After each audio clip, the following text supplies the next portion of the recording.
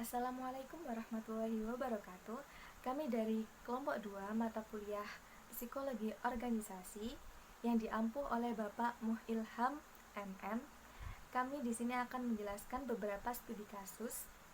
Yang pertama yaitu tentang pentingnya belajar untuk anak muda yang akan dijelaskan oleh saudara Muhammad Ibnu Fadli, dan yang kedua yaitu pentingnya ilmu manajemen dakwah yang akan dijelaskan oleh saudari Alivia Putri, dan yang ketiga yaitu tentang pentingnya ilmu psikologi organisasi yang akan dijelaskan oleh saudara Kozinatul Asrori, dan yang terakhir nilai-nilai kewirausahaan yang akan dijelaskan oleh saudara M. Arinal Haq.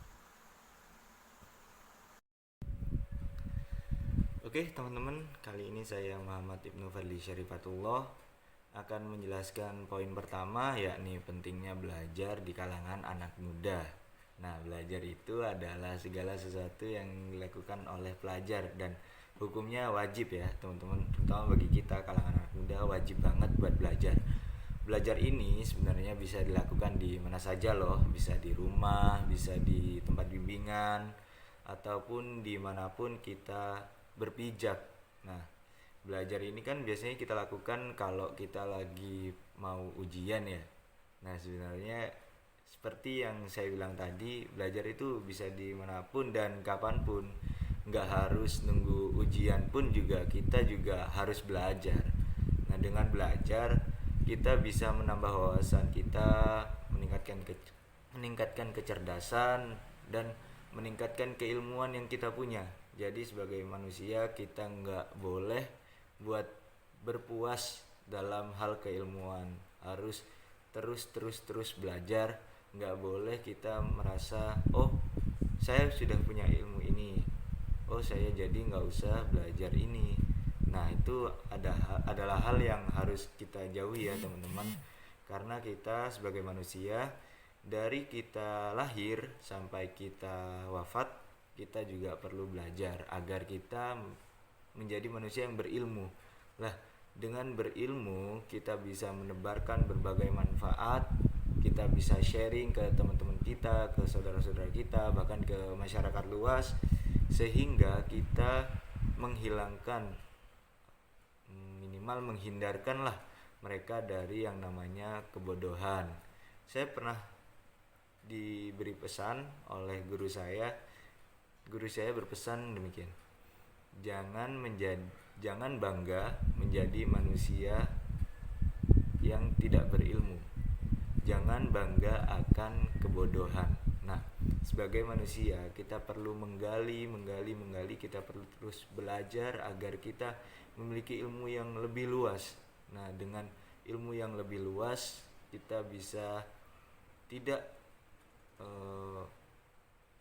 saling menyalahkan lah. Kita bisa mempunyai berbagai macam pandangan di hidup kita, sehingga kita juga bisa menebarkan manfaat bagi orang lain. Saya kira itu. Untuk next akan dilanjutkan oleh teman saya. Pentingnya ilmu manajemen dakwah dalam bekerja. Dapat diketahui bahwa manajemen dakwah terdiri dari dua disiplin ilmu yang berbeda. Yang pertama dari ilmu manajemen itu sendiri, dan yang kedua dari ilmu dakwah. Manajemen memiliki pengertian bahwa manajemen adalah ilmu dan seni untuk merencanakan, mengorganisasikan, mengarahkan, dan mengkoordinasi, serta mengawasi manusia dengan bantuan alat-alat, sehingga dapat mencapai tujuan yang dicita-citakan. Dalam manajemen itu sendiri telah ada mengenai fungsi-fungsi manajemen. Menurut salah satu ahli, yakni Henry Fayol, menjelaskan bahwasannya fungsi manajemen ada 4. Yang pertama perencanaan, yang kedua pengorganisasian, yang ketiga pengarahan, dan yang keempat pengendalian. Dari fungsi-fungsi ini, jika dipelajari dengan sungguh-sungguh akan sangat bermanfaat dan berguna bagi individu itu sendiri ketika dalam suatu organisasi maupun dalam sebuah perusahaan. Karena apa? Hal ini perlu digarisbawahi bahwasannya pentingnya ilmu manajemen dakwah dalam bekerja nantinya dapat menjadikan seseorang atau individu tersebut dapat mengatur dan mengarahkan kelompok organisasi atau perusahaan dan dapat meminimalisir terjadinya kendala-kendala ataupun permasalahan ataupun hambatan-hambatan yang dapat menjadi batu penghalang dalam mencapai tujuan suatu organisasi maupun suatu perusahaan tersebut. Nah, ada juga manajemen dakwah ini digunakan untuk mengatasi permasalahan-permasalahan yang timbul dalam suatu organisasi maupun suatu perusahaan ketika kita bekerja nantinya, sehingga proses manajemen dakwah tersebut dapat terstruktur demi mencapai tujuan yang telah dicita-citakan dan meraih keberhasilan suatu perusahaan atau organisasi.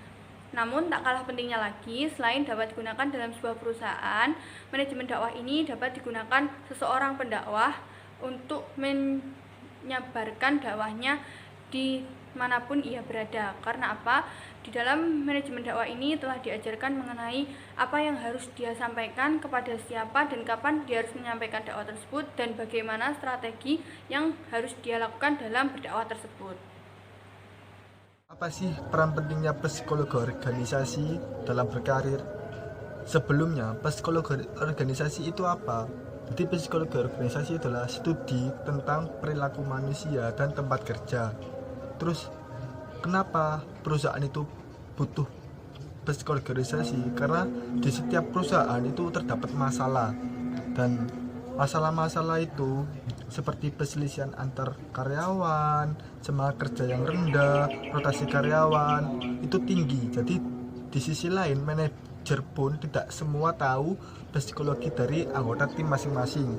Itulah pentingnya psikologi organisasi untuk membuka perspektif baru dalam menyelesaikan masalah. Apa sih psikologi organisasi itu, tujuannya untuk apa di dalam perusahaan itu? Jadi untuk yang pertama adalah untuk seleksi karyawan. Jadi seleksi karyawan itu bidang-bidang tertentu seperti tes penyaringan itu membutuhkan psikologi organisasi. Yang kedua adalah ergonomi. Psikologi organisasi dengan subjek ergonomi akan membuat perancangan atau desain alat-alat untuk memaksimalkan kinerja dan meminimalkan cedera. Juga pengembangan organisasi.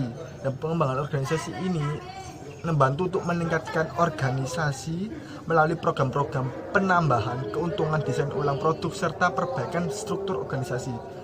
Ini adalah manajemen kinerja, seperti namanya, psikolog organisasi yang bekerja di bidang manajemen kinerja mengembangkan penelitian dan teknik untuk menentukan kinerja yang karyawan lebih baik lagi. 5. Kehidupan kerja. Psikolog di area kehidupan kerja ini, di area perusahaan ya maksudnya, itu berfokus meningkatkan kepuasan karyawan dan memaksimalkan produktivitasnya para karyawan tersebut. Ia juga bisa menawarkan cara atau program jalan agar karyawan dapat bekerja lebih menguntungkan perusahaan dan sekaligus memiliki kualitas hidup yang meningkat di tempat kerja. Keenam, pelatihan dan pengembangan. Ini penting sekali. Psikolog akan memberikan pelatihan dan pengembangan keterampilan yang diperlukan untuk melakukan pekerjaan tertentu serta mengevaluasi program pelatihan karyawan. Namun, sebelum mengadakan pelatihan, psikolog organisasi akan menentukan masalah spesifiknya yang terjadi di perusahaan tersebut. Jadi ditentukan dulu masalah spesifiknya, baru mengevaluasi dan melakukan pelatihan pengembangannya. Manfaat psikologi organisasi yang pertama adalah kepuasan karyawan, yang kedua keseimbangan antara pekerjaan dan kehidupan, yang ketiga mengurangi stres kerja, yang keempat membangun tim, yang kelima perekrutan, yang keenam meningkatkan produktivitas. Assalamualaikum warahmatullahi wabarakatuh. Di sini saya akan menjelaskan tentang mengapa nilai-nilai kewirausahaan harus ada dalam diri kita. Menurut saya, karena kita dengan menerapkan nilai-nilai kewirausahaan dapat menumbuhkan jiwa kewirausahaan dan juga dapat menciptakan individu-individu yang kreatif dan juga menumbuhkan daya akan inovasi dalam menghadapi semua masalah dan kendala dalam hidup kita. Oleh sebab itu, kita sebagai calon wirausaha harus menerapkan nilai-nilai kewirausahaan sejak dini. Antara lain, nilai-nilai kewirausahaan antara lain sebagai berikut, yaitu yang pertama, percaya diri, yang kedua, berorientasi pada tugas dan hasil, yang ketiga, keberanian mengambil keputusan, yang keempat, kepemimpinan, yang kelima, berorientasi ke masa depan, dan yang keenam adalah kreativitas. Saya akan mengupas tuntas poin-poin nilai-nilai atau nilai-nilai kewirausahaan. Satu, yaitu percaya diri. Percaya diri sendiri ini adalah sikap dan keyakinan seseorang dalam melaksanakan dan menyelesaikan tugas-tugasnya. Yang kedua adalah berorientasi pada tugas dan hasil, yaitu dengan kita mengutamakan nilai-nilai yang berorientasi pada laba. Yang ketiga adalah keberanian mengambil keputusan. Nah, di sini adalah mengasah kemampuan kita untuk mengambil resiko merupakan salah satu utama dalam kewirausahaan. Yang keempat adalah kepemimpinan. Seorang pemimpin atau seorang yang mau berwirausaha harus mempunyai jiwa-jiwa kepemimpinan. Oleh sebab itu, seorang wirausaha harus memiliki sifat kepemimpinan. Itulah sangat penting untuk langkah awal bagi seorang pewirausaha. Yang kelima adalah berorientasi ke masa depan. Seorang wirausaha harus memiliki perspektif dan harus mempunyai daya inovasi untuk ke masa depan agar usahanya agar stabil dan terus meningkat. Yang keenam adalah kreativitas. Di sini kreativitas adalah kemampuan untuk melakukan pemikiran yang baru dan berbeda, karena di setiap tahunnya seorang pewirausaha dibenturkan oleh ide-ide baru dan harus mengikuti pasar-pasar yang ada di sekitar. Sekian, wassalamualaikum warahmatullahi wabarakatuh.